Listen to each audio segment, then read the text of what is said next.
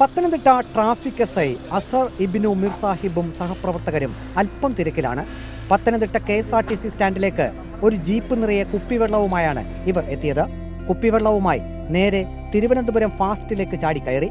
യാത്രക്കാർക്കെല്ലാം സൗജന്യമായി ട്രാഫിക് SIയും കൂട്ടരും കുടിവെള്ളം വിതരണം ചെയ്തു. വെള്ളം കിട്ടിയതോടെ യാത്രക്കാരും ഹാപ്പി.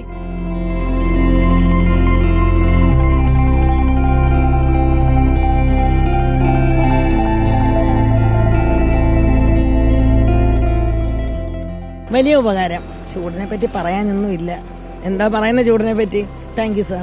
ലോങ് ട്രിപ്പാണ് ഇത്. ഞാൻ ലോങ് ട്രിപ്പ് പോവുകയാണ്. നന്നായിട്ടുണ്ട്. ദീർഘദൂര സർവീസ് ആയതിനാൽ സ്റ്റോപ്പ് കുറവാണ്.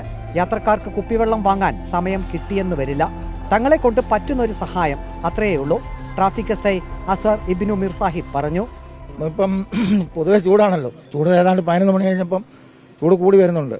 അപ്പോൾ ഈ ദൂര യാത്രക്കാർക്ക് ഇപ്പോൾ പത്തനംതിട്ട വിട്ട് കഴിഞ്ഞാൽ തിരുവനന്തപുരത്ത് പോകുന്ന വണ്ടി അവർക്ക് ഇടയ്ക്ക് നിർത്തി വെള്ളമൊക്കെ വാങ്ങിക്കാനുള്ള സൗകര്യം കാണത്തില്ല. കാര്യം എല്ലാ സ്റ്റാൻഡിലും കയറി ഇറങ്ങി അങ്ങ് പോവല്ലേ.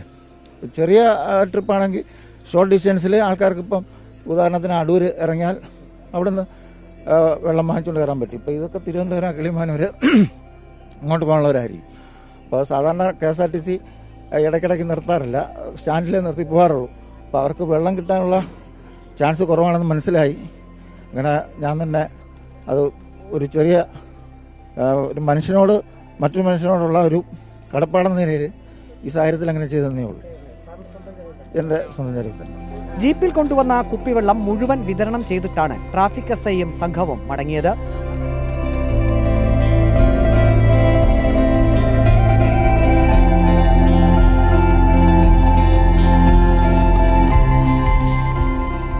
പത്തനംതിട്ട ട്രാഫിക് SIയുടെ നേതൃത്വത്തിലാണ് ദീർഘദൂര യാത്ര പോകുന്ന യാത്രക്കാർക്കായി KSRTC ബസ്സിൽ കുടിവെള്ളം സൗജന്യമായി വിതരണം ചെയ്തത്.